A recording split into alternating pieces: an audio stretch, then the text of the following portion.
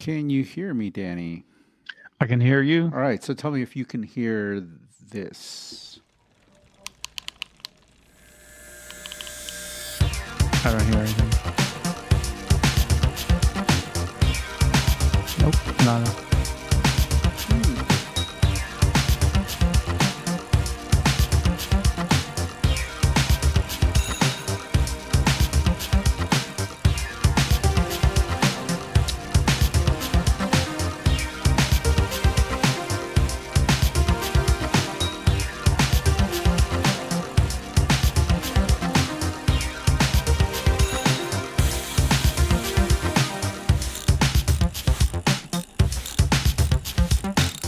Now I hear it. Ah, I hear the intro now. really? Yep. Cool. It just kicked in.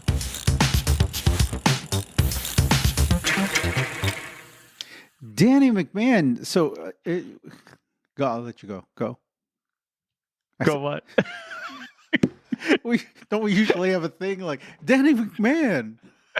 Oh no, it sounded, but you continued. It sounded like you were gonna say more like something afterwards. Sorry. No, We're out of practice. Yeah, no, it's all messed up. No, you know what? I was playing with the settings because we've had trouble with that. Me playing the intro at the beginning of the show, and you not being able to hear it. There's certain things going through the console here. We've got this. I bought this from the. This was like Russian surplus, military surplus. This podcast board that I have. But it has all. Don't tell our Ukrainian listeners. Well, I think it's one of those things that fell off a truck somewhere. There you go. We do live in Chicago, the most corrupt city on the planet. So. Absolutely. One of them. It was something to do with the settings on my computer and the board and just getting everything aligned. And so all's well that ends well. And so now you can hear that. You can hear that now. Yeah. Oh, yep. Very good. Well, that's a good thing. Yep. That's a good thing. How you doing, man? I'm good, Joe. Thank you very much. Good to see you. Good to hear from you. And yeah, I'm pretty good. I'm just coming off a short little, like a mini vacation. Sarah and I drove to Asheville, North Carolina. And we stayed 3 nights. We did 1 night in Cincinnati on the way. Did 3 nights in Asheville, and then we made the long drive back in one fell swoop on Sunday. So we went down to see a show. Went to see a band called Fontaines DC. They're an Irish band. The DC stands for Dublin City. Apparently, someone had the name Fontaines already, so they had to add the DC. And so, I'm sorry. What does the DC stand for? Dublin City. Oh, okay. As you might see, like how like football teams in Europe, aka soccer teams, they kind of add that initial kind of couple letters after to be like, the name to designate it like to the city or something. Kind of like the way we say CC, like this. Just how we say like a cycling club, like CC, but. Apparently someone had the name. That's what I read on the internet. And so they had to add that to keep it cool. Gotcha. Can you hear that, Danny? I can. Yeah. Oh, okay. Tugging at my heartstrings there. This is a little bit of Fontaine's DC, right? It sounds great. So it's funny. I actually don't know them super, super well. I got into them really, really recently, which was kind of funny. Yep, that's it. That's the lead singer. He's got a cool voice. Right. So I heard some song by them, and I was like, "Oh my god, I love that sound!" And I just, I'm one of these. I'm totally OCD in some ways, so like I just got like super into them, and then I'm like on their Instagram, trolling them, looking around, and I'm like, "Oh my god!" I scream across the apartment, "Sarah, they're on tour right fucking now in North America." But I'm like, they're not coming to Chicago. And so I said, can we get tickets? Can we go? She's like, cool. So I checked flight tickets and they were just outrageous. It was like $700-800 to fly to like freaking Asheville. I'm like, that's not happening. You're like a little kid who can actually make his dreams come true. Yeah, there you go. You're like, Mom, they're here. They're in the country. I'm like, we got to go. Well, because my luck, they won't come for like years after. Sure, so, yeah. But anyway, so we drove down and we broke. Sarah had to work. She had a work thing like the.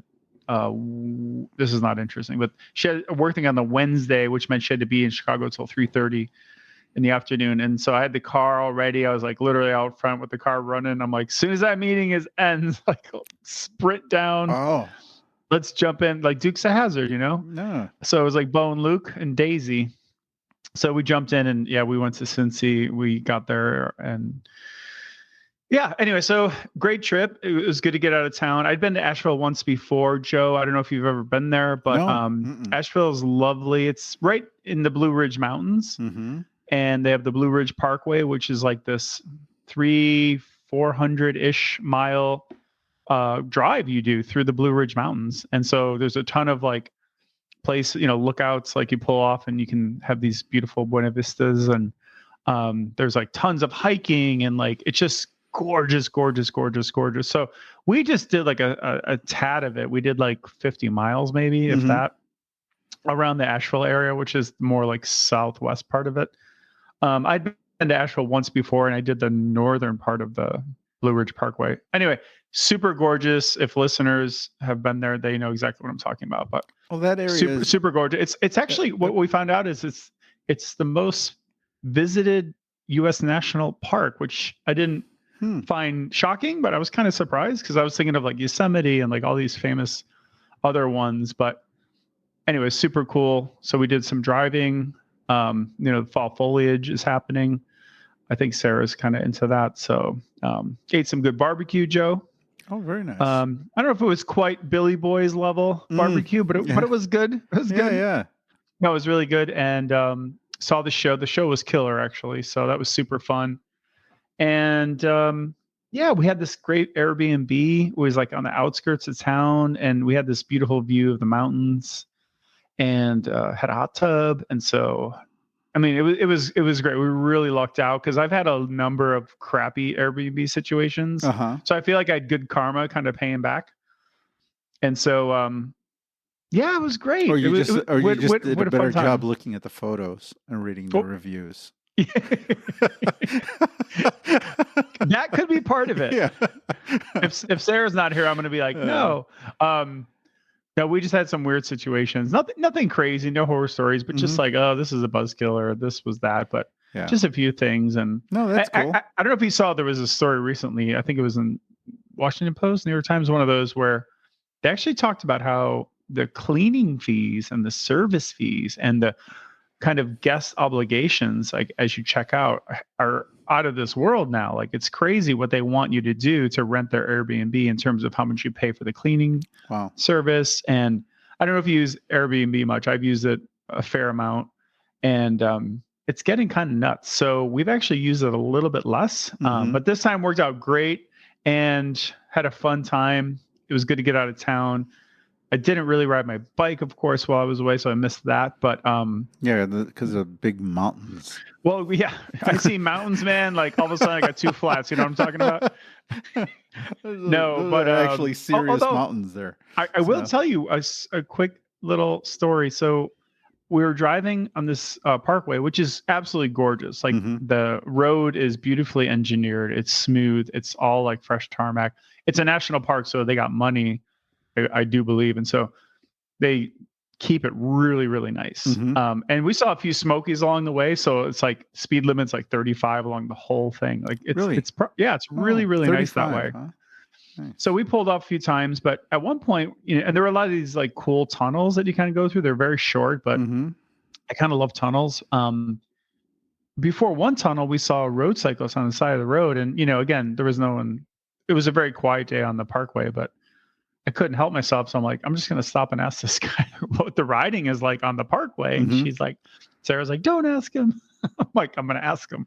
So anyway, he was really friendly and we just chatted for like a minute, but I was like, how's the riding here? So He's like, he was stopped, or you were hanging out the window like tour style talking to this guy? No, he was stopped looking at his phone, leaning against his bike on the side of the road. Gotcha. And at first, of course, I was like, are you okay? Do you need help? Fellow roadie here. But I just said, hey, like, what's the riding like? It looks amazing, but like, how is it? And he was like, oh, it's absolutely beautiful. He's like, the only thing is I didn't bring lights. And so I don't want to go through these tunnels because the tunnels get pitch dark and they don't have lights in them, which I found really bizarre because the tunnels I've been to, and I think I'm thinking mostly of Europe, they're always well lighted. And so, in Europe, like Italy, like I'm sorry, but their tunnels are pretty freaking awesome. Like, they're like, they have all these like pedestrian and bike paths on the side. Some of them, they're well lighted. And were these long tunnels? No, they were very short. Okay. The longest one was, I would say, a few blocks. I mean, the ones we were on in that section, there may be longer ones, but they're very short. Like you could see the exit as you enter most of them. There were a few you couldn't, that maybe had a little bend or something. But enough so if you're on a bike, you're in there for a little bit. Yeah, and the thing is, it gets really pitch dark. Yeah, and so I think he just was like bummed he forgot his lights. And had I had mine, I would have just given him some. I actually had the thought maybe he could just follow us, or he could ride in front of us, and we'll put on the lights. But I'm like, I don't want anything weird to happen. And yeah. But he said the riding was gorgeous, which is what I kind of figured. But obviously very hilly. And there was nothing like crazy steep, but I think it's just a lot of up and down, lumpy, draggy. But absolutely gorgeous. So anyway, that was our little getaway. Now we're back at work, and seems like we came back to Chicago and fall kind of officially started without us. So today, I don't know about you, I was putting on the old flannel.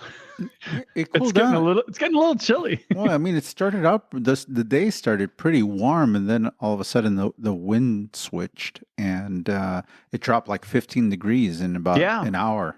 So I busted out the flannel for the first time. So very nice. Officially like doing that. But so that's us. We're back at work. And how are you, man? I'm good. I'm good. Just I don't know what I accomplished this week, if I accomplished anything. I was just at the shop today. I'm by appointment during the week, so it's been kind of running back and forth to the shop for various appointments, people renting bikes, and I try to accommodate everybody who wants, who wants who wants my services. So a lot of running back and forth because I'm trying to, I know what I'm trying to do. I'm trying to pull my house back together because my wife is coming back from Europe. Oh boy, I know what that's like. I had that today because Sarah, not to interrupt you, but when we got back the next day, she had to fly to California for a 2-night business trip. So she just got back this afternoon. So I spent a good hour doing some rapid cleaning. Okay, now multiply that. My wife's been gone for over a month. So, oh my God. I hope you got a whole crew. You better bring the guys from the shop. Well, over. I'm much better. What I realized is that I'm much better. I'm starting like a week out. She's not coming back for a week. Before this was like I do like a 24-hour sprint. It's like an all-night bender. Oh, I burning the oil. I have spent like over like till 5 o'clock in the morning. Doing everything, cleaning everything. The thing is, you can't make it look too perfect because then it looks like you did stay up all night and you rushed it, and that's all you did. You don't want to make it like too squeaky clean. You got to leave like a little pillow or sock around, somewhere. My wife knows me. She knows me too well. But I mean, to my credit, I'm like accomplishing projects that I said, hey, I'll do this before you get home.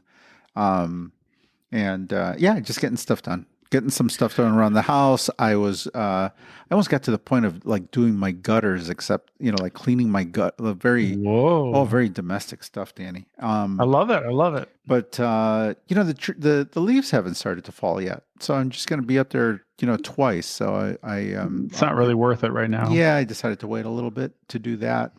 I've got. Do you practice good ladder safety, Joe?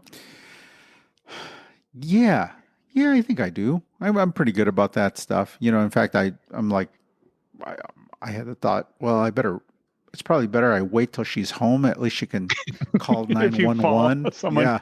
Yeah, there's someone around because it could be one of those situations where, like she gets home next week and just finds me outside being, eaten by the various animals in my backyard. So, Yeah, and your neighbor is ignoring you, maybe. oh yeah. Um, Yeah.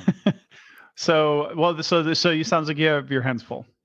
Yeah, yeah, that and then the shop. Yeah, still doing repairs, although that's dying down a little bit, that just from compared to the summer, But today I was in there building some bikes and replacing some spokes, a lot of mountain bike repairs now. It's the season for that kind of stuff, Yeah. And some of it is I'm kind of every once in a while I'm quite frankly I'm amazed by my mechanical skills, Danny. Oh. Just by the fact that I'm like, holy cow, Care to give us a recent highlight? I don't know. I pulled a rear hub, some random rear hub apart, tore it up, like just pulled all the guts out and replaced a sealed bearing and put it all back together and cleaned the pawls and the springs and no instructions, no directions, no anything. Wow, man. All just by feel, Danny. And put it all together, get it all done. Didn't really think twice about it. And then I thought about all the horror stories that it took to get to that point, because I didn't really start as a bike mechanic. I was a salesman, Right.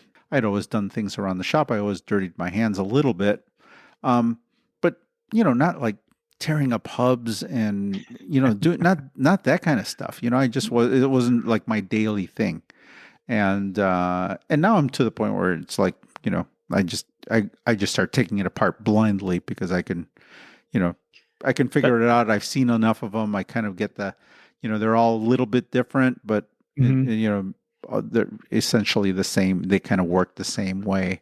And I was able to do that. I replaced some spokes, and just kind of marveled at the fact that I can get all this stuff done all by myself, and that I've gotten pretty efficient at doing some of that stuff. So, this year, good for you, man. Yeah, this year, Danny, has been about reflection and just trying to figure things out, and taking a step back at the shop, and it's been 2 really crazy years, 2 seasons of just crazy.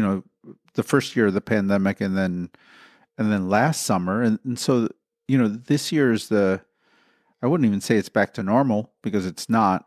Certainly not the way that we used to do business, kind of on-time ordering and kind of in ordering bikes for customers and nicer bikes and things like that. So it's still been pretty upside down. And then having no mechanics this year has been, tough. But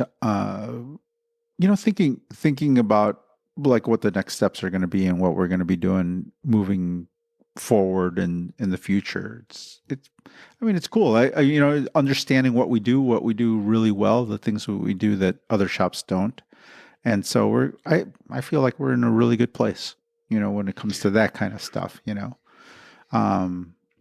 because it's there's not a lot of bike shops left. I was doing a little bit of just a quick count of what's in my area compared to what was in my area, let's say when I opened, so that's just another part of my review of what's going on. And boy, there's probably 1, 2, 3, maybe 4 shops that are no longer around. 4 shops that were. If I got to go dig out my business plan from, I wrote up a business plan when we put the shop together, and usually you list your competition or that kind of stuff. But there's at least 3 or 4 bike shops that used to be in my probably 3 to 4 mile vicinity. Sorry to hear that. That's sad. Obviously, each business represents someone's dreams and their livelihood, and even supporting their family. So it's really sad. At the same time, if it means you can Yeah. thrive more, then I'm also happy Yeah. for you. I mean, you know what? Um, Some people left because they were ready to get out of the business. I mean, yeah. they got out. Others, like you said, others, they Hmm. either they moved or, didn't make it, Yeah. but a lot of those are just, a lot of those are retirements and just people moving on.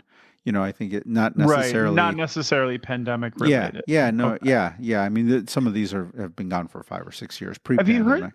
So, sorry, have you heard that stat? The one I always heard was 9 out of 10 restaurants fail, or 7 out of 10 restaurants fail. hmm I don't know if you ever heard a stat similar to that. I can't remember the specific one I heard. It was something like that. hmm Bottom line is most fail. What would you say, not to put you on the spot, what would you say the equivalent is for bike shops? Do most fail, half fail, some? What do we, I mean, for it's bike hard. It's shops. hard to generalize, but Yeah, it's tough because I don't know that I see that many open either. So I mean, there isn't. I mean, actually, in the city proper, I think there's been a lot of one-man bike shops or very small kind of storefront bike shops opening up, very much like mine. Kind of right. small and Like what you see is what you get. yeah, yeah, There's and no big like storage floor. I mean, you do have, I think, some storage. yeah, But I have some storage, but I grew to that. I mean, I've evolved into a little bit bigger model, I guess. a lot are kind of like autos. Remember autos in Yeah, Oklahoma? Like it's kind of like what you see is what we got. Like yeah, yeah. Mhm. behind me is just like a bathroom. Yeah, It's yeah, like yeah. this is everything right here. This is it. This is what you got. You don't need, Yeah. so that has become. I've seen a few of those in the city, and of course, I kind of started that way, and I think that's like a model going forward. Interesting. And it's funny because I think we I discussed that on a couple episodes ago with Mark Matei from Cycle Smithy, and that's very similar to the way he started. It was just a one-man shop, storefront. Do anything and everything you can to stay in business. And then he evolved into what he was and what he turned into. But I think that's very much what's happening to the bike industry right now. Is like everything old is new again. I mean, we're I think like big bike is taking over. Like Yeah. which is actually for me that's like I like it because now I know who I'm fighting against. Right? Like there's some definition in the market. I have a question for you that as you were talking that I thought of. So I a couple of weeks ago, I went to the Specialized store. There are two in Chicago. Yeah. Mm-hmm. They're pretty new. Mm-hmm. There's one in Fulton Market, which, if folks don't know, is kind of like the cool, hot place to go. It's like great restaurants. Some of our best restaurants are there. It's in the old days, Joe, we probably would have said it's yuppie town. Mm-hmm. Very high end kind of places, very trendy places. So it's just in the West Loop there. I actually like going there once in a blue moon. I don't go there a ton, but they have a Specialized shop there, and it's a pretty good sized shop. And they also have one in Lincoln Park. I believe that's smaller. I actually rode my bike past it today. Coincidentally, I didn't mean to, but I was kind of like, oh, that's the Specialized shop. So I knew there were two. But my point being, so I went. We're out and about. Remember that Sunday Bears game that was raining and they were sliding in the end zone and stuff? Oh, and yeah. They beat, who was it they beat? The 49ers? Yes. First game of the season. Which was a big upset. Anyway, so that Sunday, if you remember, was, as I was saying, very rainy, and we were walking in Fulton Market. So we ditched into the Specialized shop, which I knew was like a block away. And there was a sales guy. He was super friendly, seemed pretty knowledgeable. And I walked in and, it's very, how do you describe it? It's very nice. It feels like a high-end clothing store. And I was walking around and, they've got all their kind of bikes. And the way they set them up on the display, like for each one, it's, just like kind of hanging there with like fish wire, or it's like set up. It's like museum-like. And I'm familiar with a lot of their bikes, but I was kind of able to look up close to a couple of them, and was chatting with the salesman there. He was pretty cool, and kind of walked around. And then they had this like little kind of specialized memorabilia kind of section, which was kind of fun. Like they had some like old jerseys and just kind of like some old like MTB handlebars or whatever, and just that kind of stuff. And they had a little service station where they had kind of a stand, and I think there was someone working on a bike. But it has definitely like a minimalist vibe. Even the lighting is kind of like by design. Like there's a it's that kind of very high end kind of shop. Although I think it's more of a store if you want to like think of that distinction. Yeah. My question is, first of all, what's that store for? What's the purpose of that store? And then two, it's not really a question. It's more of like kind of a half-baked observation. But I was kind of thinking about it after the fact. I'm like, and again, I'm not hating on it, but it doesn't feel like a bike shop. And I know it's not really a bike shop. It feels like a bespoke, high-end, like something you'd see on the Mag Mile. Like it's just, it feels almost like you're going into like a Fendi, Burberry kind of, it's a very high-end store, and you almost like are afraid to touch the bikes because they just, they're so immaculately built and cleaned. And anyway, I was kind of like thinking, it actually felt a little bit, weird's too strong. It was just kind of like, didn't feel like bikes. I just kind of had this, I was kind of thinking about it later, and I haven't fully baked it, but there's something about a bike shop, and I don't want to sound like a broken record, but something about like having lots of parts. Part of it was like, it was so minimal and clean by design. It was almost weird because like the thing I like about bike shops, like Cycle Smithy was amazing for this. I think your shop is like this. Like there's something about having like odds and ends and just like parts. I don't mean like clutter, but just like lots of different parts and stuff you can kind of touch and kick. And there's like a bargain bin, and there's this and there's that. And I don't know, like this store is clearly by design, like anti that. Like it's all about, I'm sure, they're going for that high end customer, like six figures. They want on a nice road bike, whatever. But I was just kind of like, again, I think all these things can exist. Yeah. There's a whole myriad, bike store kind of thing going on. But I was just wondering if like, what's your thought on like some of those shops? Because I'm sure you've been into some. Yeah, I mean,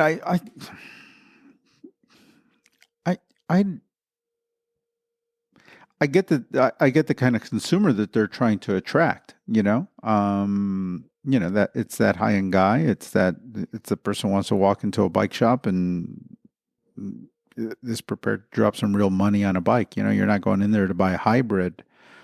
I don't think so. Although I'm sure that they'll order one for you. But we have, you and me. I've been, worked in bike shops since I was 17, 18, and you've spent your life around bikes as well. And we're having a difficulty explaining or describing this shop.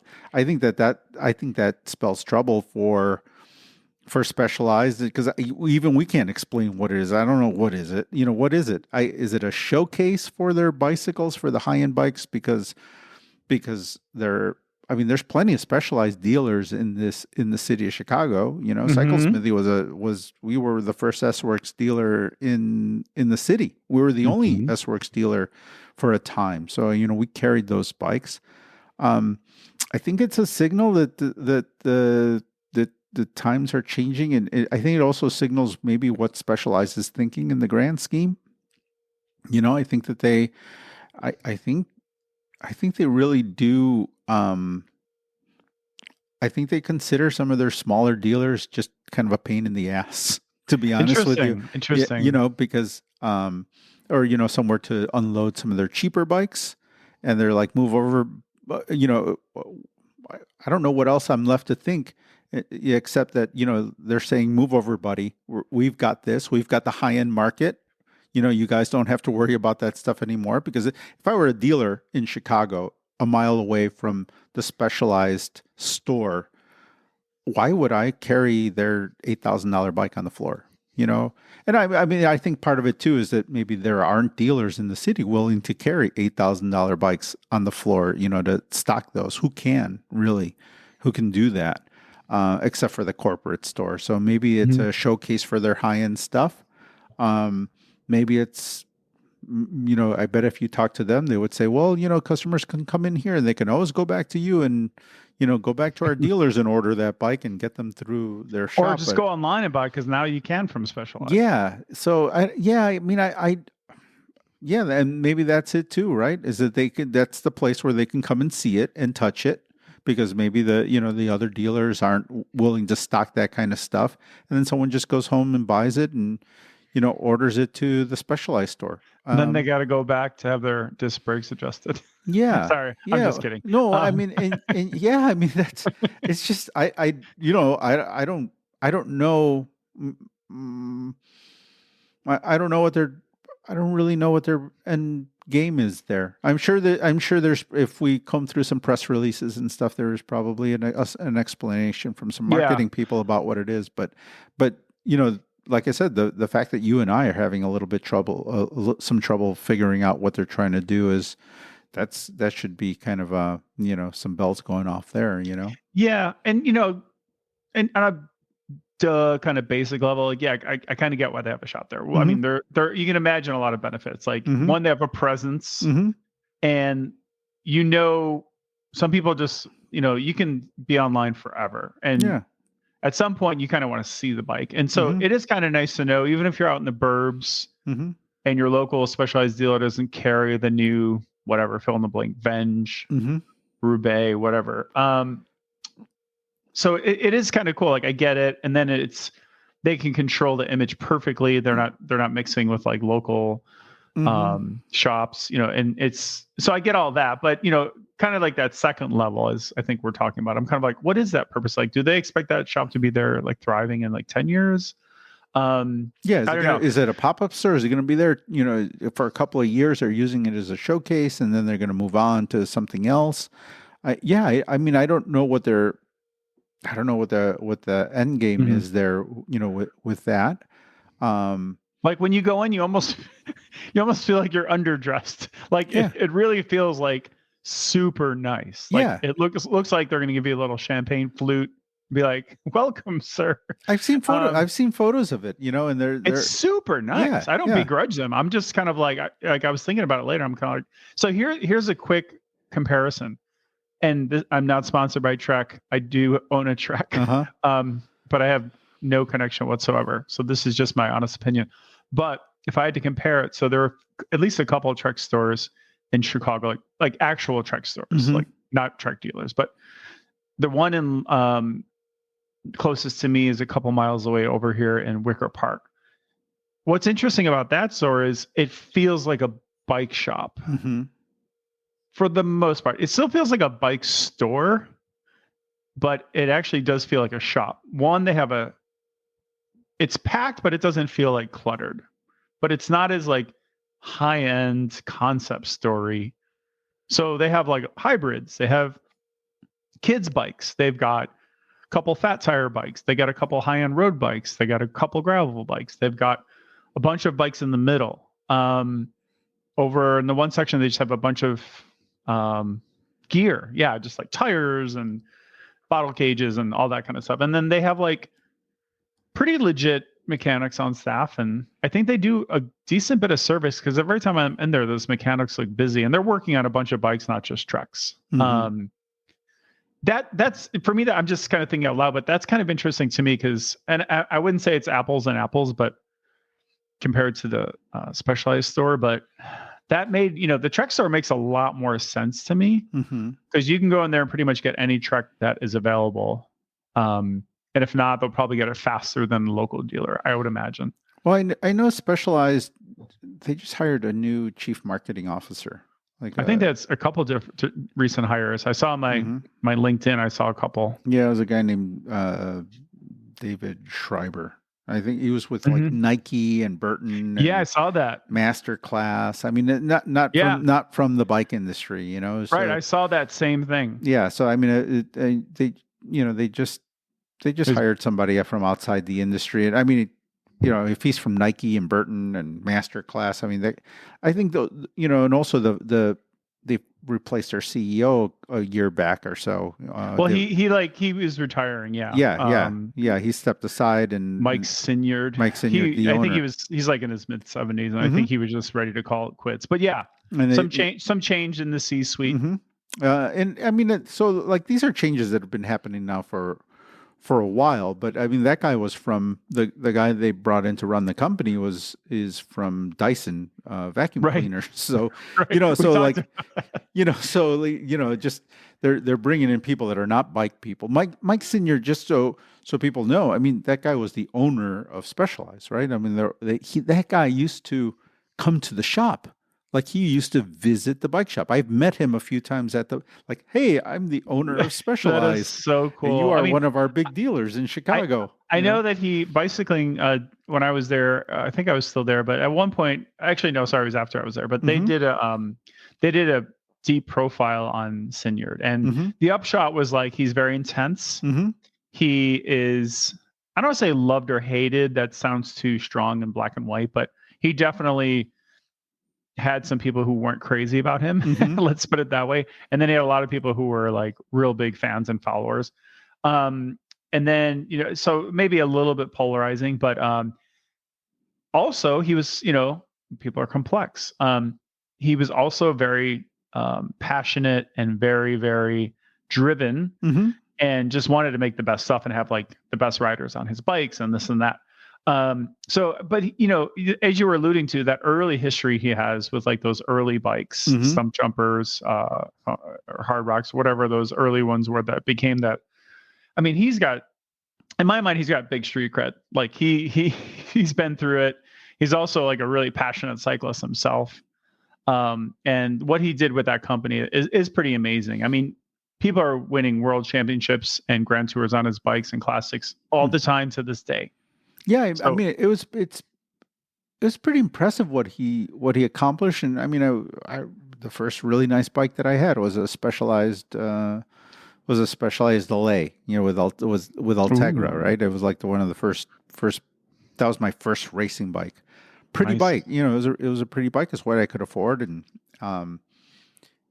so yeah, I mean the American Flyers, right? They were they were kind of instrumental in American Flyers. They were, I mean, it's a legit brand, but I think now, I think they've pivoted now. Especially him kind of stepping aside. I think that the era of big bike is here. Kind of maybe like the way that Schwinn was like the dominant force in bikes. I was thinking about that the other day, about how, Schwinn dominated the market, right? But I don't think that every store was a Schwinn store. There had to be independent stores that didn't do Schwinn, that were probably doing Raleigh, and everything else. So I'd be really curious to talk to somebody about that, because I was around obviously in those days, in the 70s when that was going down, because the neighborhood shop was a Schwinn store, but then there had to be performance stores. There had to be like high-end like bike racing stores, right? Not everybody was riding a Schwinn Paramount, racing a Paramount. So I'd be curious to talk to someone who was around then, because it has the feeling of that kind of happening. Joe, why don't we get Mike Sinyard on the podcast? Do you want me to try that? Yeah, sure. Give him a call. I'd love to talk to him about that. I got a couple folks who might be helpful in making that happen. Cool. We'll see. Fingers crossed. Yeah. Yeah. I mean, I met him a couple of times, and they flew me out for a couple of bike launches. Spent some time at Specialized, and like they've always been pretty cool with like media and press. But they've had like, was it Cav Sagan? Like Peter Sagan has always been kind of like, I don't know if he still can do that now, but remember for a long time, some of these top riders, they would go wherever what team they went to, Specialized would sponsor that team. Yeah. Like Sagan was like the big one I remember. Like he's like always riding Specialized. Now I don't think he quite has that luxury. He's in the twilight of his career, but I think Cav was one of them. I'm trying to think of others. Maybe I'm thinking of someone else, not Cav. Who am I thinking of? But look at Evanpool. He just won the World Championships, the Vuelta Classics. Like They're still sponsoring the most world tour teams, I believe, if you look at the actual numbers. But they've always been super innovative, and their bikes have always been. I mean, Trek and others have come some way too. Although, you know what, I would say that there is an argument in the bike world that those guys have imposed their will on bicycle design and what regulates a bicycle. With they have so much sway with the UCI and the UCI sticker, and this is a bike and this is not a bike, and so yes, they are dominant in that world. But has it? I mean, if you think back to the '90s and like Pinarello and some of those brands that were doing crazy stuff. Right, like those bikes that Indurain was riding. Crazy curve. Insane, really insane bicycle design and trying a lot of crazy stuff. Yeah, pushing it. The Specialized thing was to make bikes that their whole thing was you could buy the same bike that Mark Cavendish is riding at the Tour de France or Peter Sagan's riding at the Tour de France. So I get it. That's a very good marketing. After 20 miles, you're going to be crying for mama. Your back is going to be screaming. You're going to want an adjustable stem put on that thing, right? After those 140 psi tires, and those Roval wheels. Yeah, and so is that really is that really a good thing? That's been one of the themes of the shows. If anyone's new, but we have a few themes that it's a theme. It comes back and back and back, and one of them is big bike pushing this notion through marketing and saying, hey, they're a dominant force. Aren't race bikes awesome? Like, you should be on a race bike. And then you realize, no, I probably shouldn't be. I do think that's changing, so I don't want to harp on it, but clearly gravel bikes are the shit right now. No question. There's nothing to compare. So that's good.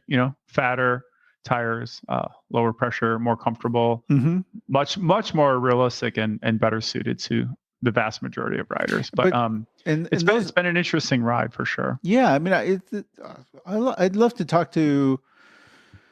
We should probably talk to somebody at Surly and Salsa, because I'd love to talk to those two guys, because those are two companies that I carry at the shop. And part of it, especially with Surly, is that they're out there, man. Those guys pretty much, I wouldn't say they invented the fat bike, because they didn't, but they made it kind of a popular thing. They made it a thing so that you could buy one in a store.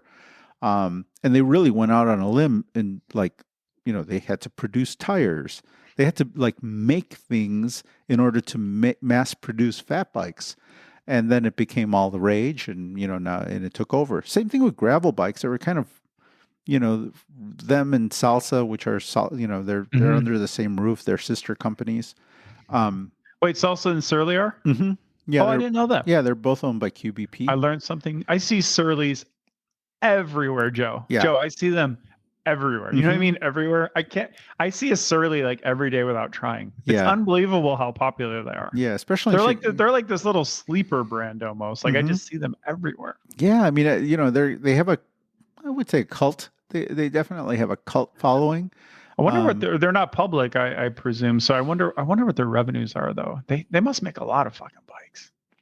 They do. I think they're still relatively small compared to the big companies. Yeah, no, for sure. They're no Trek or anything. Yeah, but I see them everywhere. And they're popular with urban cyclists. They're just kind of one of those bikes that just holds up to a beating. They're comfortable. They're steel. It's a mass-produced steel bike, which there aren't a lot of anymore, and they're affordable. Right. And they're affordable. That you get a really nice bike out of the box with them.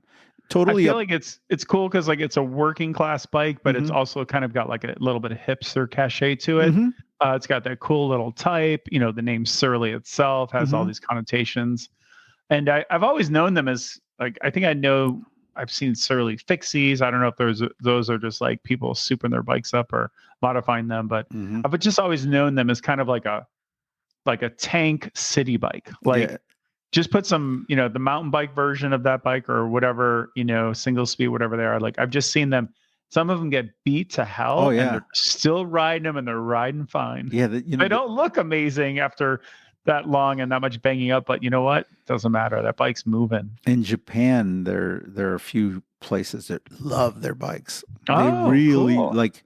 They'll take a Surly frame and custom paint it and put $5,000 worth of parts on this steel stock It's like what steel people frame. do, what they do with cars in this country. Yeah, Like, yeah, yeah. you know, that whole, like the little racy cars, they Oh, yeah, kind of mod build 'em up, out and stuff. they drop them and Oh, yeah. all that kind of stuff. Yeah. That's so cool. Yeah, there's a place called Blue Lug and Circles in Japan. God, I never knew this stuff, Joe. Yeah, I've met them. QBP did they used to put on like a dealer event up in Minnesota called Frostbike.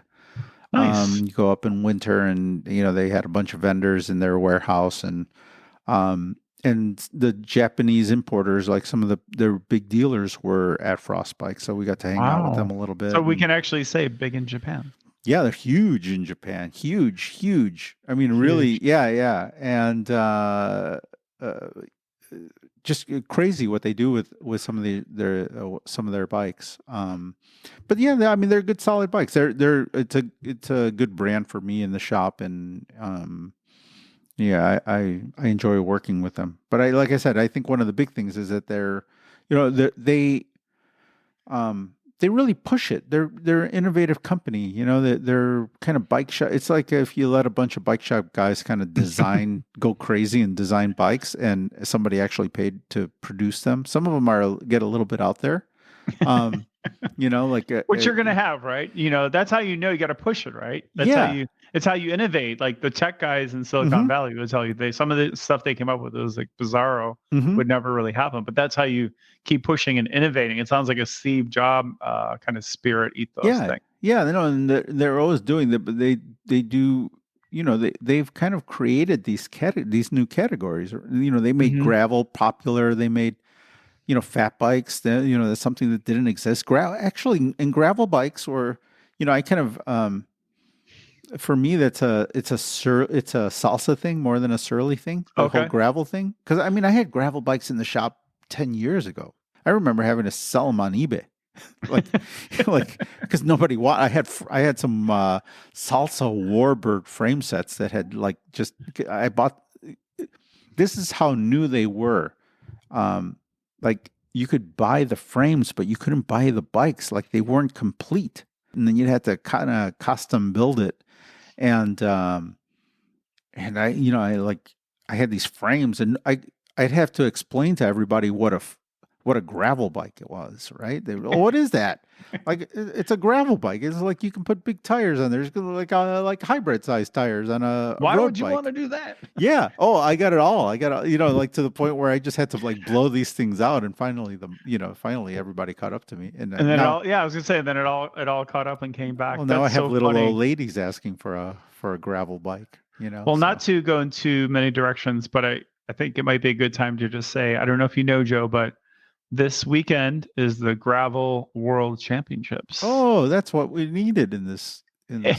You knew it was coming, right? Yeah. So I believe it's the first round or the first edition. So it's going to be the first rainbow jersey of gravel. And there are big hitters going, including Matthew van der Poel and Peter Sagan, speaking of. And it's in Italy. The women race Saturday and the men Sunday. Okay.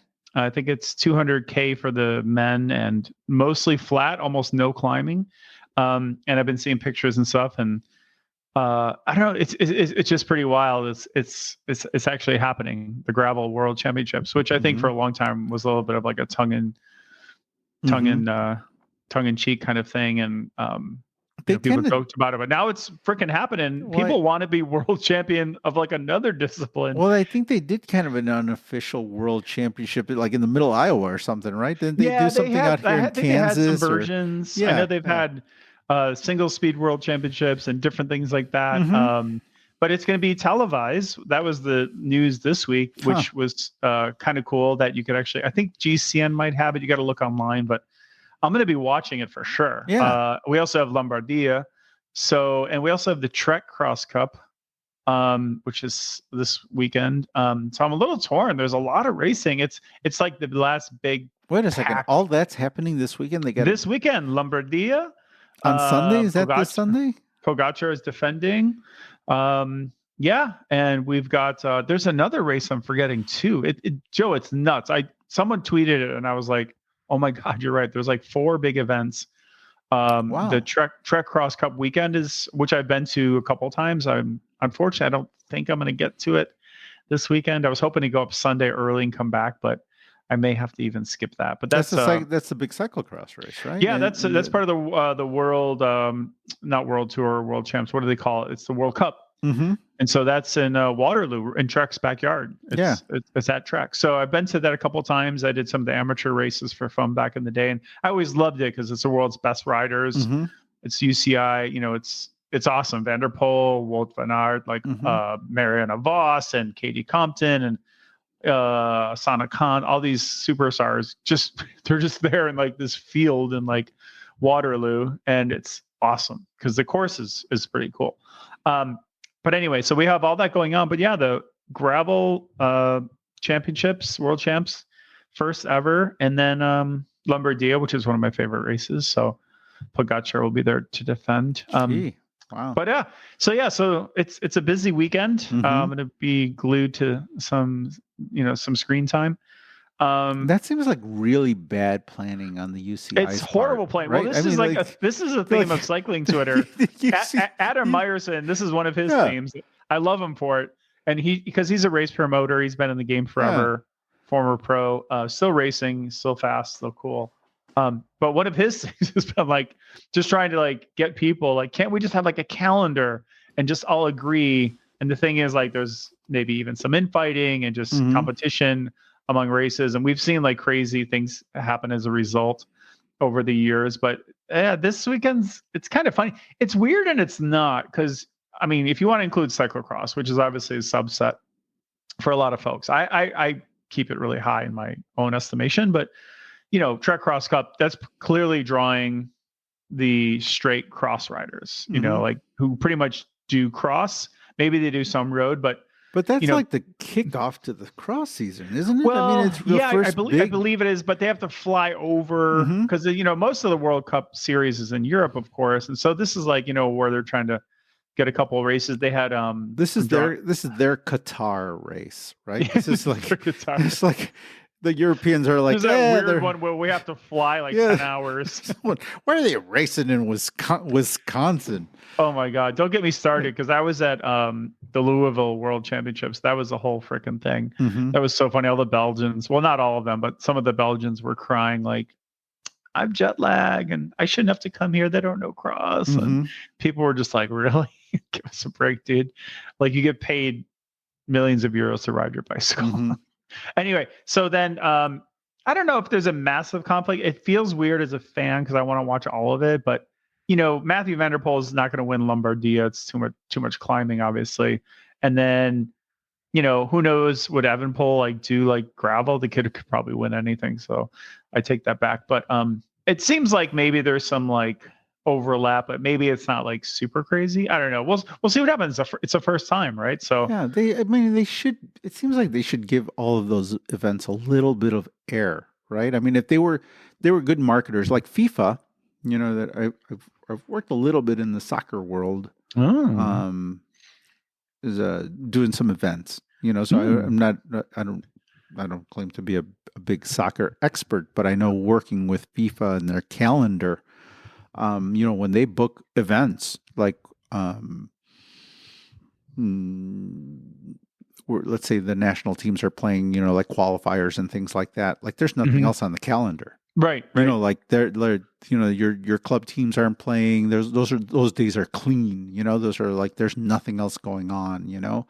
All eyes on me. Like, yeah. I mean, we're just doing this, and that other thing we'll do the other day, or the other weekend. Yeah, and I mean, they really kind of like clear the decks, and this is what we're doing, and everything else takes a step back, and which they kind of need that though, right? For European soccer, they almost kind of need it, because my friend Ian in New York, shout out Ian if you're listening. You better be. And actually, Danny, this is like world soccer. Well, that's what I'm saying. So world soccer too. Yeah. I mean, this is like everyone in the world does. Like, okay, those are days when Nobody's playing with their club. They're playing with the national teams. Everybody's back in, the Mexicans are back.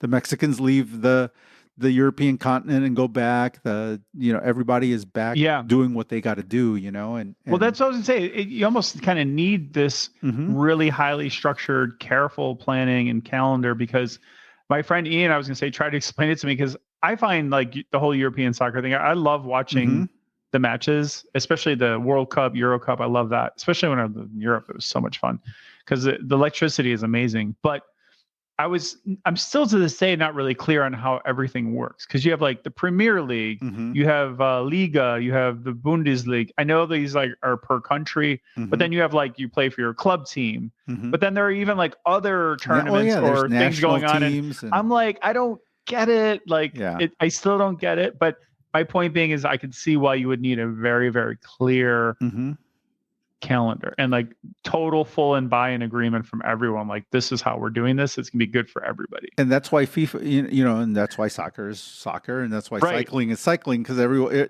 like right? Isn't that like the UCI's job is to be like, hey, we got a lot of conflict on this weekend. It is, but it's also complicated too. And I 100% agree with what you're saying. But it's also complicated, right? Because the UCI is the governing body.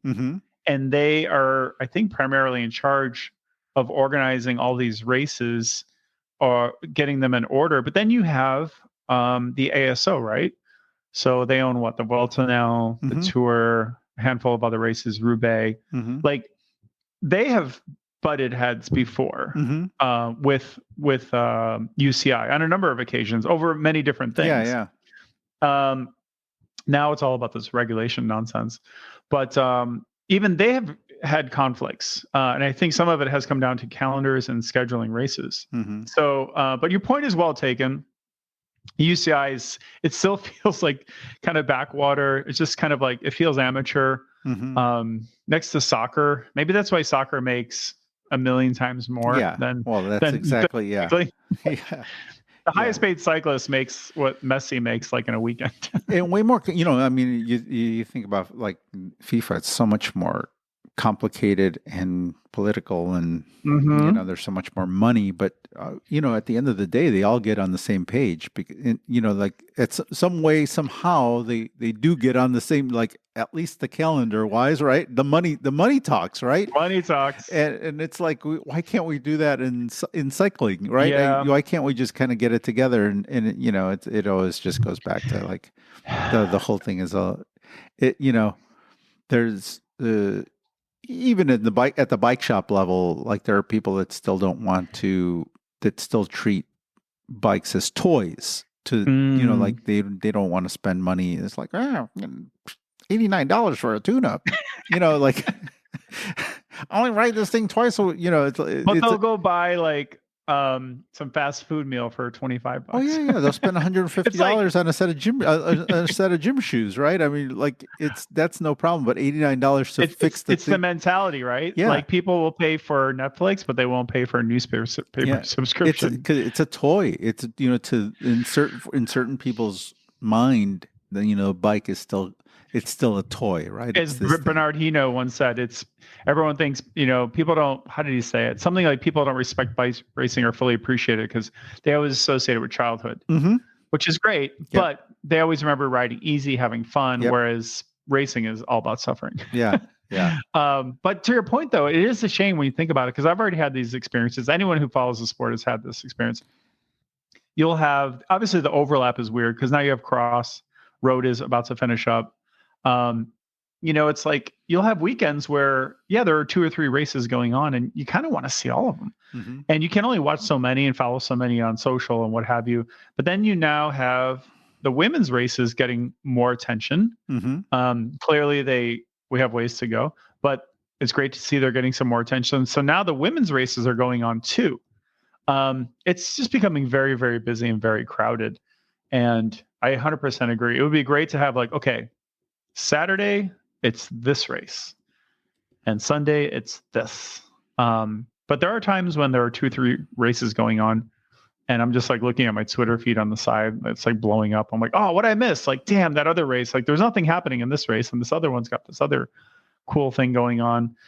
have total FOMO. But yeah, it's our weird sport. I don't know. Part of me doesn't ever really want to see it get too legit because I kind of like it's got its little scrapper vibe, and kind of like sometimes they just fuck shit up. They don't like plan right, or like shit happens. Like the tour like so easily has to move its dates around the Olympics and things like that. You can't really imagine World Cup moving around. Maybe they have, I don't know, but oh, Joe, it's our sport. Yeah, it is. I mean, that's just kind of the whatever. Most of the time, it's not too big an issue, but sometimes it is. Yeah, well, I mean, it just seems like it seems like a missed opportunity to market the sport properly too, because like I would be interested. I mean, if you did it right, then you can transition people into the cyclocross season, right? You can carry over a little bit of momentum from the road season into the cyclocross season, or try to cross-pollinate with the, isn't that the whole thing that they're doing with the gravel thing? I mean, I think that they see money in the whole gravel thing for sure. Yeah. I mean, they're actually kind of late to it, but yeah. You're 100% right. They know where the money is. They know where the money is and where the growth in the sport is. Yeah.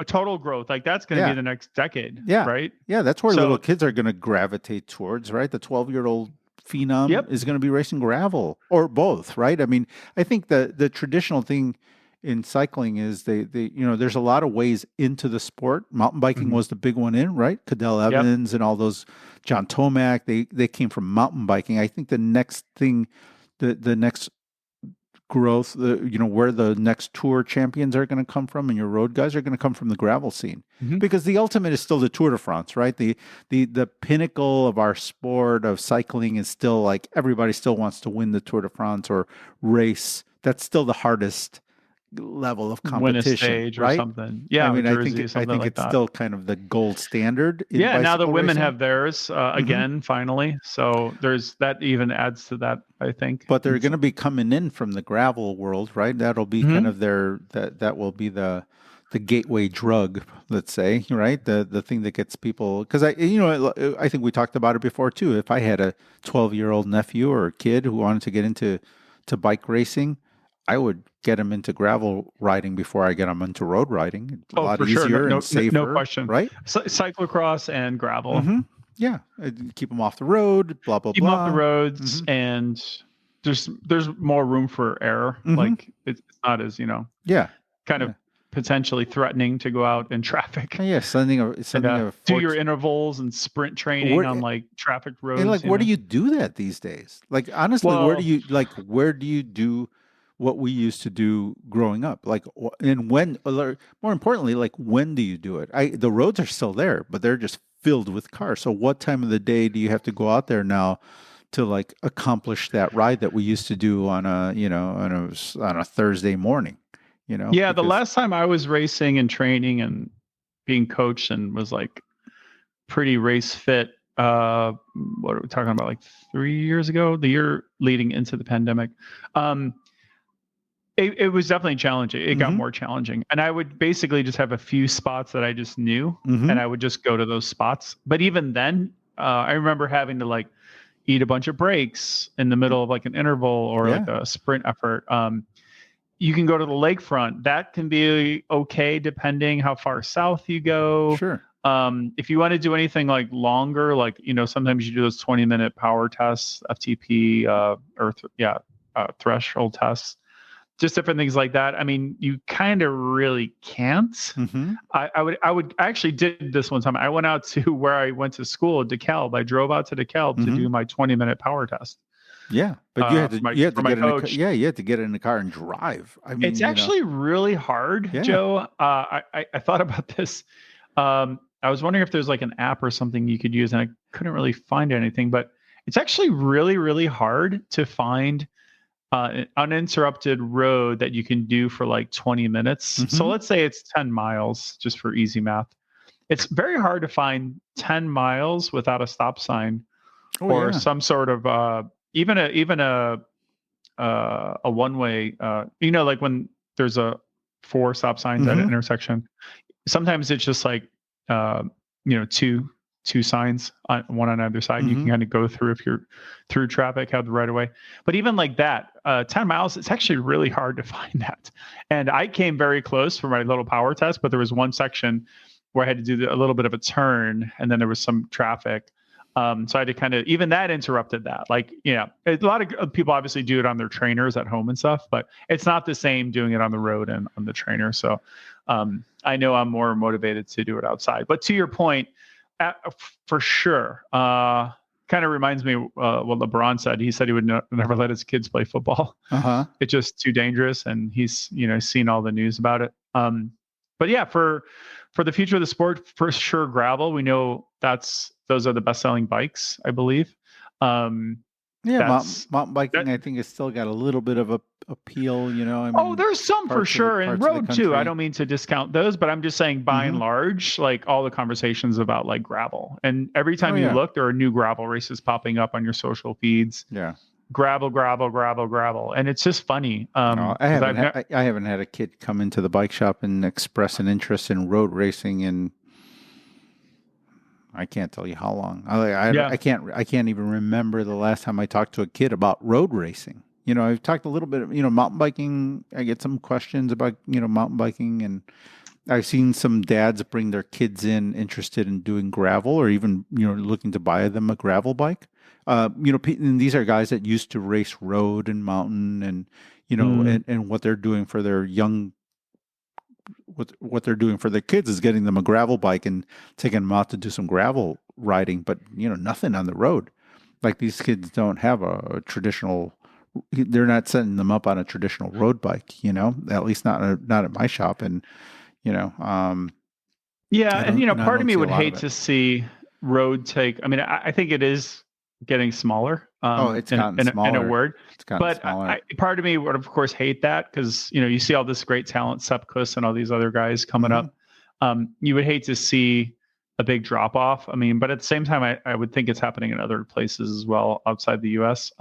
It has, because I know, talking to my friends in Spain who are big in racing, and this was years ago. They told me this already. They said, there's a lot of people participating in bike riding. Bike riding has never been more popular, but actually racing, they're like, we don't, those big groups of racing, like when the racers, bicycle racers, and they'd say, like, when you were here, which was back in the 90s, it's not like that anymore, and I was at the bike shop that afternoon. It was an afternoon that I was there. It's like, yeah, remember when you guys would all get here, after in the afternoon and hang out, and there'd be 15 or 20 of you sitting around, and all you guys race bicycles, and that was every day. Obsessed, yeah. He's like, look around you. There's nobody here anymore. Those kids don't hang around here anymore because they're not racing anymore.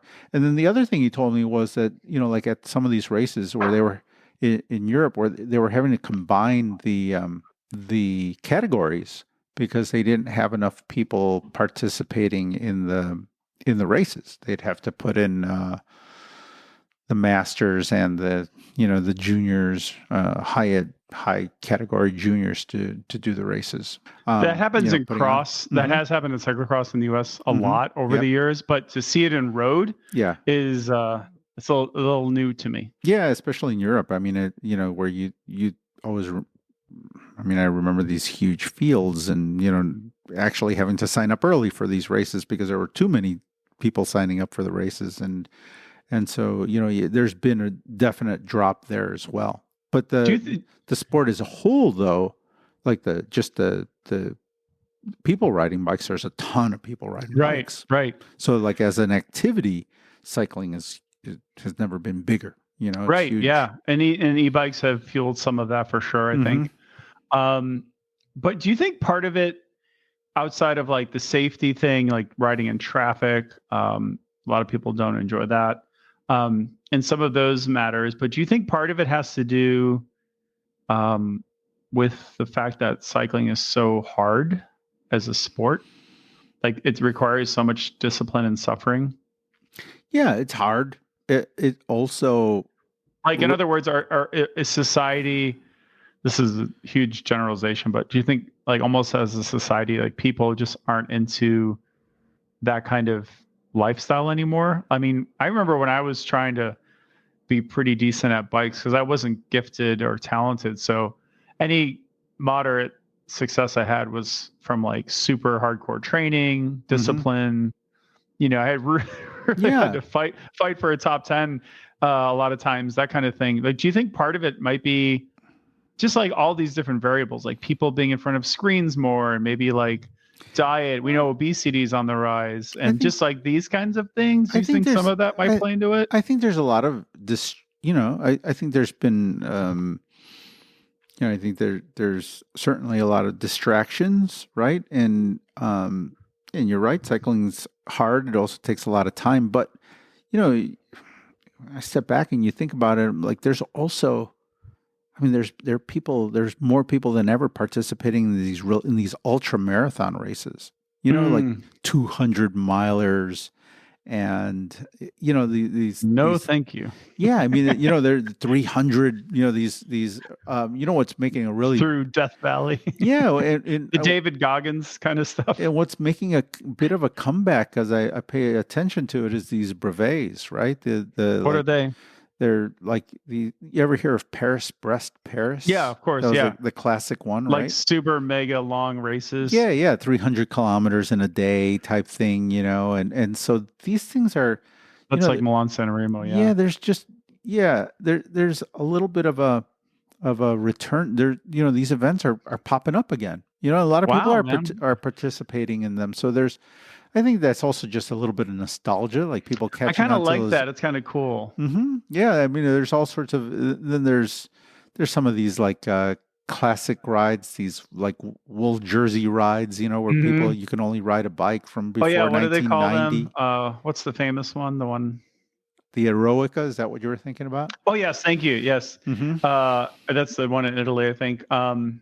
Exactly. There also are, like that club system isn't around anymore. Like there was, I think the South Chicago Wheelmen are still around, but there were some very robust bike racing clubs in the Chicago scene. When I was getting into the sport, I remember Belmont Cycle had a really big group that, that was like a city group. There was a 2cc group out of Lincoln Park, out of Cycle Smithy. Was it like crits or road races or? These were all these were all road riders. They were all like, I remember when I decided to get into bicycle racing and I was looking, I mean, there were clubs, that whole club system was still around, right? Club rides and club races. And, I ended up at a place called Turin, because they were it, and they were like, they had a national presence, and guys from 7-Eleven had come out of that system, and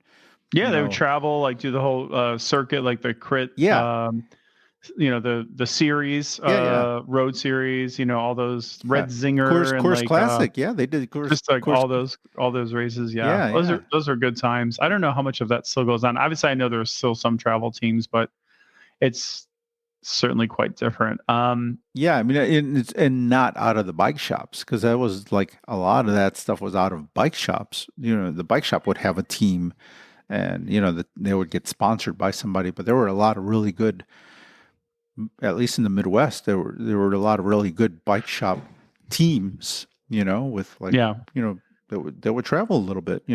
Definitely through the Midwest, and a couple of them would go and participate in, national championships and things like that.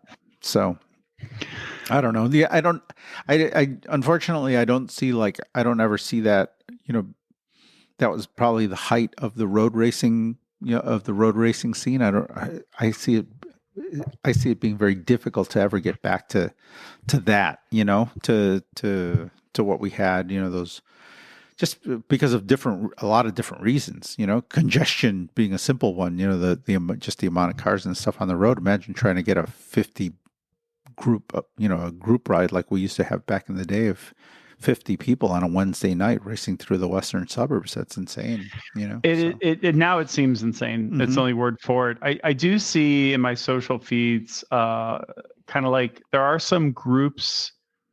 if you're willing to get up early, like on a Saturday, like the Rafa ride, there's like a handful of these, and there are a couple like teams. I don't know if it's Half Acre or one of these sponsored teams, but I do see them, and sometimes they have pretty big groups. Like you can see like in Strava, when it'll show like, oh, Joe Blow rode with like 32 people. Yeah. That sort of thing. So I think there are some big rides happening, but I'm not sure. I'm not sure if they're more like social clubby, like let's stop for coffee somewhere or beer at the end, that kind of thing, which is great. Or if it's a little more like put the hammer down. Some of us are racing. It's probably like kind of a mix. I know that some of those are hard rides. I know one or two people that still do some of those north side of the city rides, or will catch on to them, as they're heading north past their house and stuff. And so I know that they're fast because these guys are fast. I know what they're out for.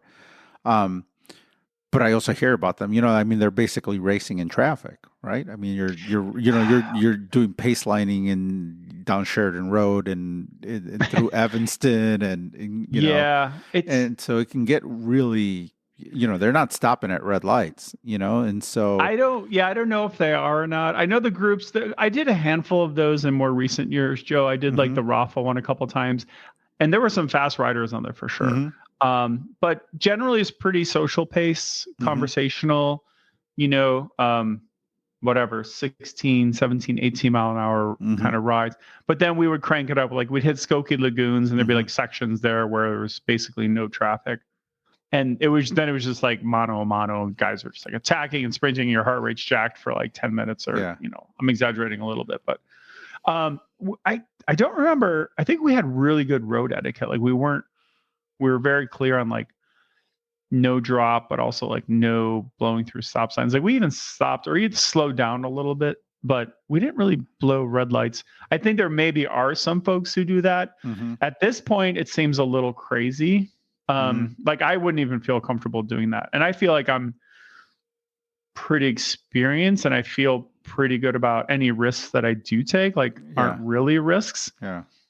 Maybe it's just that I'm getting older, but you probably wouldn't catch me running a red light. If I ever go through a red light these days, it's like there isn't a car for, like I can't see a car. Yeah, you stop first, then you look through it. And then there's nobody around, and then you go. Yeah, then you might proceed. If nobody's around. I mean, if I have great visibility, I'll slow down for sure, no matter what. But if it's anything kind of congested, or you're even like limited a little bit of visibility, like it's just not worth it. I mean, so yeah, to answer your question, how they do that and that kind of training, I don't know. I think a lot of people. I don't know if it's generational, Joe, but I see a lot of my people on my like Strava feed and that sort of thing. And, I'm not like tight with all of them, but I know them. I see them at races or I've passed by them, the flybys on Strava. You've seen that thing.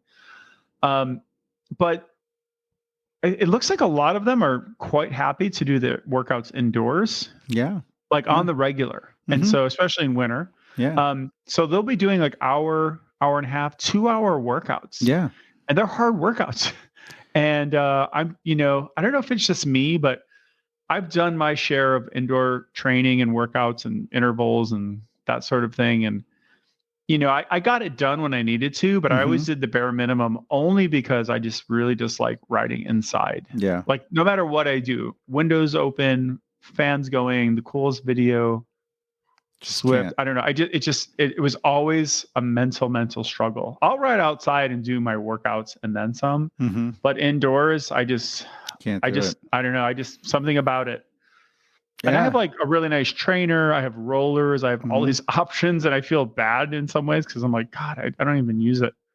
Wow. But I'd rather go outside unless it's like raining, freezing rain. Like I'll probably go outside. Like I don't mind going out when it's super cold.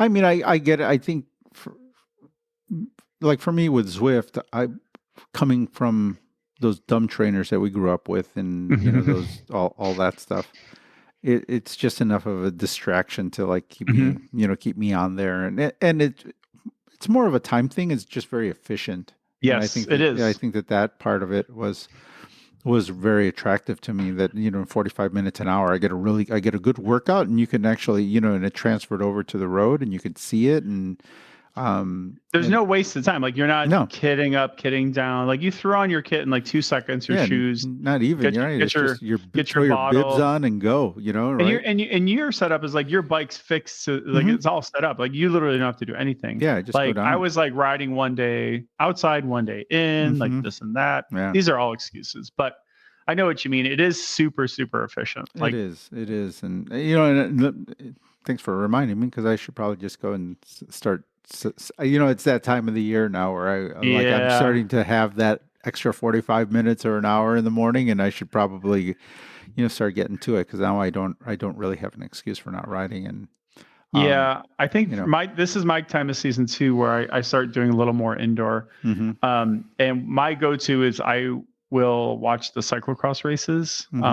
They almost always go up on YouTube, or Flow or GCN has replays. You still doing jazzercise? Is that what you do? Jazzercise, or are you doing? I like to mix it up, Joe. I sometimes do like 20 minutes on the rollers, 20 minutes jazzercise. I get my 5-pound weights out and I just crush. Nice. So it depends. Yeah. But my go-to is to watch the cyclocross races, the pros. Men or women. There's all kinds of good racing going on, and I just hit play. Nice. And I got my headphones on, so I'm not like making too much noise in the apartment. And it's the nice thing is the men go an hour. I think women do like 45 or 50. The men go an hour, which is like perfect. So I watch the whole race start to finish. Perfect. And when they're done, I'm done. And I'm seeing how hard they're working. I'm like, I could ride this heart rate zone, or I could ride this 200 lousy watts. I can do whatever. So that's kind of my go-to, but that's the thing. I need that little trick, that little gimmick, just to kind of like distract me enough. But that's cool. So you're going to do your setup. I'm actually thinking I'm going to do that as well. But I was just thinking today that I think I need to re-up, not all, but I need to get a couple new like winter kit pieces, winter rainy kit pieces. By that I mean like I have a old pair of knickers, but I need like a new, like more like water resistant pair. And I need like really good quality like rain covers, like not those flimsy ones we had back in the day. Have you seen these ones that are going around like on Instagram and stuff? Like they're really these really high-tech looking like kind of like rubber shoe covers, but they go up like really high, like up your calf. And I've seen some of the pros training with them. But they look great because they're supposed to be like, back in the day, like your shoes would still get wet and cold. Oh yeah, the water just going through the top. I mean, those neoprene ones, it was just a nice container for water. It was a joke. So I'm thinking of investing. I'm not going to go crazy, but I just need a couple choice items. I already have a pretty nice like winter jacket. So I'm pretty set there. I have the balaclavas. I have the helmet cover. I got the gloves from cyclocross. Plenty of shorts. I don't mind trashing because, I find like winter really trashes my shorts. You're going to go out, huh? You're going to go out in the cold. That's my thing. I like cold riding. And the beauty is, Joe, how many people else are going out there? Not many. There'll be a couple other weirdos like me along the lakefront or going up Sheridan. Weekends, you'll still see a lot of guys. Yeah. You'll still see a lot of folks. But in terms of like just doing it, I like to go out. And I actually kind of don't mind if it's a little bit inclement, as long as it's not crazy or like dangerous. Because I don't like, obviously, black ice. Who does? I don't like wet, rainy leaves. Those are just like riding on glass. But now I got the Demane. It's a little more chill, fatter tires, lower pressure. I'm going to put some fenders on in the coming week or two. I'm doing my whole fenders thing. So I just need to get those like winter shoe covers. They're kind of like boots. And then some proper bottoms, whether they're knickers or whatever. But yeah, I do like this kind of riding. If you can get like a good 2 months, like October, maybe like the first. We'll see how far. It's always a question like how far in November can you go, like on the road? That's one thing I noticed with like on the road side of racing, that I used to love those pictures of the like Ed Wooden Van Hooydonk, like guys like that with you'd have the arm warmers all bunched up around your wrists. Weird Dutch dudes. Yeah, they pull all that stuff down. Yeah. Like in mid race, they're Yes. totally unaero, right? They just had the arm warmer was all the way down. It was like rolled down by their wrists because it had gotten hot, but they didn't pull them completely off. And the big booties. Like even the leg warmers, they'd be like bunched around their ankles. Oh yeah, they're just like these big booty. The booties look like like galoshes, right? They were just big and giant on their feet. They probably were. Oh, and they just look like their daddy's galoshes. They're like duck feet. I mean, it looked just like all this stuff. And I mean, we would wear a lot. I would wear a lot. Oh yeah, I love arm warmers. I love vest arm warmers. Yes. Vest weather is good weather for me. Vests are the best piece of kit you could ever get. I also made a decision because I was shopping for jerseys the other day, right? I was just kind of like looking. I'm like, I probably need another jersey. But then I was looking up on a shelf, and I've got a lot of really, Danny, I have a lot of really cool jerseys, right? I have like jerseys that I've collected, cool, retro-y jerseys that just, but I have some. My problem is fitting in them. Well, but go ahead. But some of it is like, what's a big faux pas that a bike racer can make that like you show up to, like back in the day, you show up to a major group ride. Oh, like in a team kit. Yes. like wearing a Bulls jersey. Right.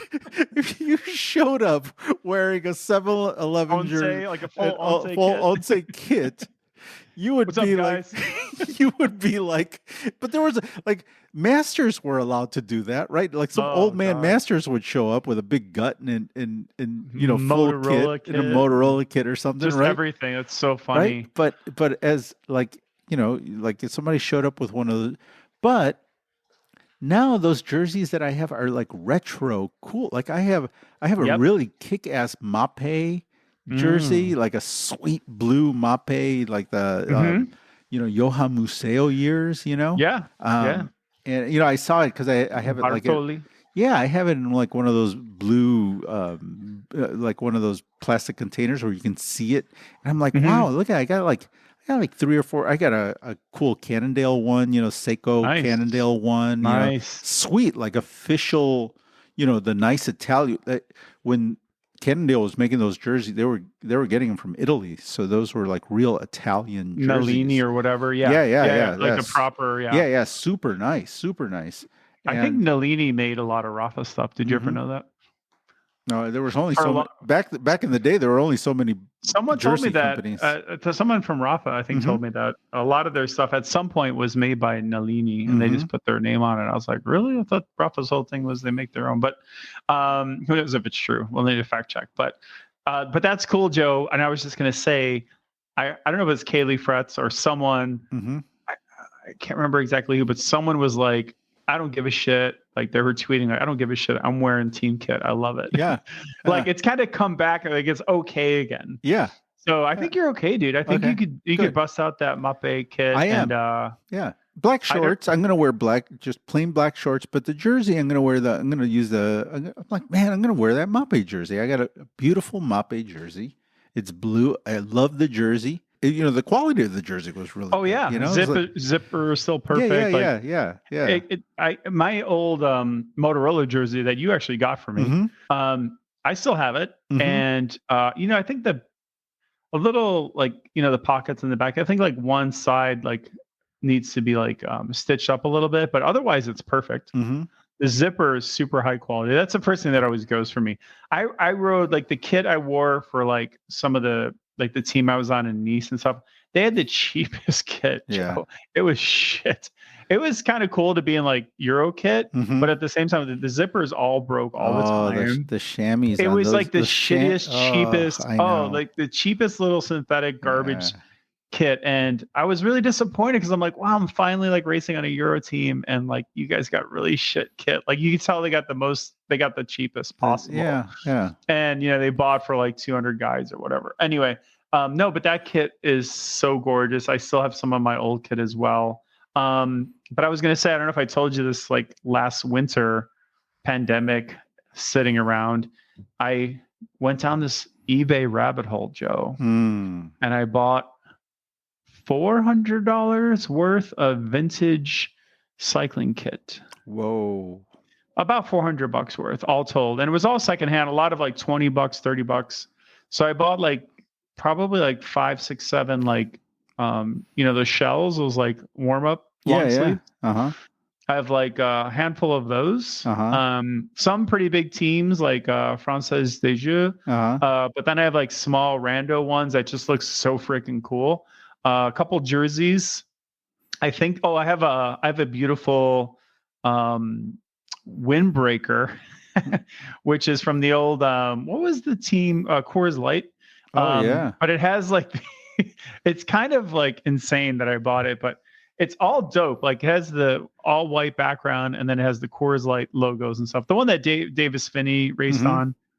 But then it has these like magenta or just like these like pink, fully pink sleeves. Yeah. Yeah. So that's like one of those like old school old kit raincoats because it has the Velcro zipper, for lack of a better word, just that Velcro piece. Oh wow! So it's one of those rain jackets. Yeah. Yeah, there's no actual zipper. It's just like it Velcros together, and the Velcro is like this thin little strip. So anyway, I bought some of that stuff. I mean, it was like someone was just like selling it, and I'm like, I gotta buy this. So I was able to get everything in my size. So I have that. So I'm gonna bust some of that out in the fall now. Some classic. Yeah, and I got like a fun little Mape jacket. It's kind of like thick. It's kind of like it's not really for riding. You can ride with it. I take that back. You can ride with that because it has the little pockets in the back.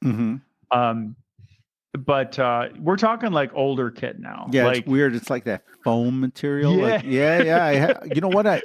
My friend that used to ride with Benesto gave me. It's one like of the those. Bowling jacket kind of vibe, but it's got like the foam in it. Yeah, it's kind of a weird like neoprene foam material. I have a Benesto one with the hood. Oh, so like they had it was like a cool, winter man. riding, like it was a winter riding. You still got that? Oh yeah. I never wore it, because it was like a piece that he gave me from his like official team kit. Dude, it's got his initials in it and everything. You could probably get nice money for that, but don't sell it. Put it on the Instagram. I want to check it. I will. You know what? I have it at the shop. I think I'll photograph it. Oh my god! Yeah, so that old kit is so cool. We always talk about the power of nostalgia on the show. So I'm pretty stoked. Like you said, I'm gonna just put on my my knickers, my black shorts, but I'm gonna head out and I'm gonna wear some old kit, and it'll be cool. Every once in a while, someone will like know it. Oh yeah, like some older dude like us will be riding by and be like, "Nice kit." Yeah. Oh yeah. I always love that. It's like because the young folks, they don't even know. No, nobody knows. Like what? Yeah. Ariostea. Wow. Yeah. Moreno, Argentine. So it's fun. I like it. And if I'm not doing like a crazy long ride or like, I wouldn't probably wear that if it's a long ride. It's more of just like those short spins. Like it's fine for like a 25 mile an hour or 25 mile lakefront spin, that sort of thing. I probably wouldn't wear it in really inclement weather because I don't think it holds up well. No. I mean, this is almost like nice weather stuff. Almost, yeah, which is kind of weird because it's supposed to be but it's retro. It's like I have a couple of T-shirts like that now that I don't wear to the shop. Like my old, like they were shop T-shirts back in the day. Like there were 25 years ago, there were shirts that I wore to the bike shop, and now I would never wear them to the bike shop. Right. Like they made it out this far. It's like, no, that's like maybe a rock and roll night, Danny. Like, if I'm going if we go roller skating. Yeah, maybe a special night. When we finally do our ride this fall, Joe, and I'm holding you to it. We haven't done it yet.